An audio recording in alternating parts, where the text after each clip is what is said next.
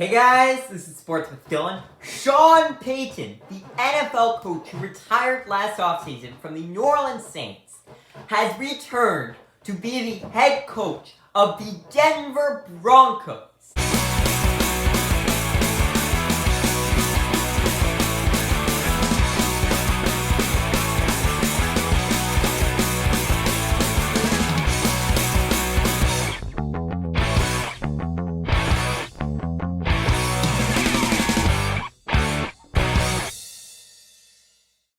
When Sean Payton retired, I was surprised. I made a video on it, which I'll leave a link to in the description. But when you look into it, it's not as shocking. Despite him being only 59 years old, the Saints obviously weren't going to go anywhere in the next couple of years. They've got an aging roster, they were way over the salary cap, and they were going to need to cut some players, which they did, and they'll need to do that again this year.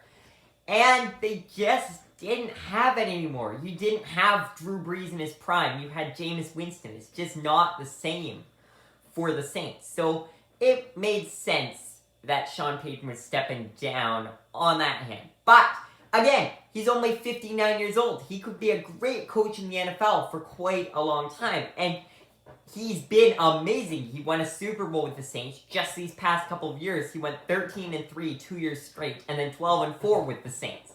So he has been a really, really great coach. Which means that obviously teams were interested to hire him.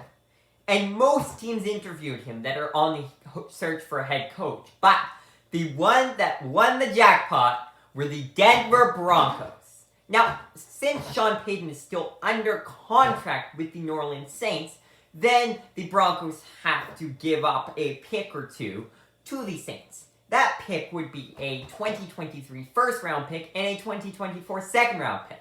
If you ask me, that is cheap, because John Gruden, when he was traded to the Buccaneers from the Raiders in the early 2000s, got 2 first-round picks and 2 second-round picks. And I would argue that Sean Payton is a way better coach than John Gruden ever was. But what surprises me the most is why Sean Payton picked the Broncos. They have an old, overpaid, and potentially washed quarterback in Russell Wilson, who I still love, but I have to give out the facts here. They have a pretty good defense with some young players, but also some players getting up there in age. The offensive line is awful. They have Javonte Williams, who is hopeful, and they have some good receivers, but it just feels like that team won't be able to win a Super Bowl. Sure, they might be able to scrape into the playoffs, but I don't see them as a Super Bowl winning team. The other options for Sean Payton were the Texans, which I would not have done if I were him. They're just a train wreck. I would pick the Broncos over the Texans any single day.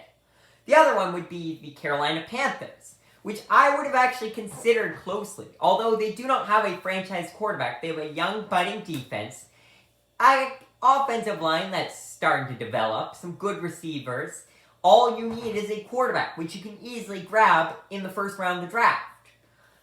The Cardinals, on the other hand, they were my top pick to get Sean Payton because they have a young star quarterback in Kyler Murray. It's highly probable that some of the quarterbacks in any draft are going to be busts. But we know Kyler Murray is a very, very good quarterback. So you don't have to go and see if you're going to draft a quarterback or if it's just going to be another draft bust in a couple more years of mediocrity. You have a good quarterback. But on that hand, you still have to develop the Cardinals' defense quite a bit. The offensive line's mediocre. But the offense itself can get it going. They should have been better this year. I think they would be great with Sean Payton. The other option was the Colts. They're a bit iffy, because they're a solid team, but they're getting up there in age, and they do need a quarterback. So I probably would have picked the Broncos just a bit above the Colts. The difference is, though, the Broncos have Russell Wilson's contract, who they signed him to a massive extension, now on their payroll, while the Colts don't have any terrible contracts on their payroll. They can afford to rebuild, while the Broncos kind of just need to build around Russell Wilson, as bad as they may be. All in all, the Broncos should be quite a bit better this year. And the Saints gave first-round pick, which is nice, because they are lacking in one right now because they traded theirs to the Eagles to acquire a second 2022 first-round pick. This pick actually has quite a funny story behind it. It was originally the 49ers' first round pick, but it was traded to the Dolphins when the 49ers traded up to get the Dolphins' number 3 overall pick, which was actually the Texans, but the Dolphins had it because of the Laramie Tunsil trade. Anyways, fast forward to this year, and the Dolphins have 2 first-round picks, but then they had to forfeit one for meddling with Tom Brady. So then they only had 1 first-round pick, but then they traded that first-round pick to the Broncos right before the deadline in exchange for Bradley Chubb. So now the Broncos have a first-round pick, which is nice for them because they're not that great of a team, and they traded away 2 first-round picks in exchange for Russell Wilson. But now the Broncos traded that pick to the Saints, which makes it very, very complicated. 4 teams have had that exact pick. That is crazy. But anyways, the Saints will likely select a quarterback with this pick in the late round, or they can always grab someone in the second round and maybe strengthen up their offensive line or defensive line with this pick.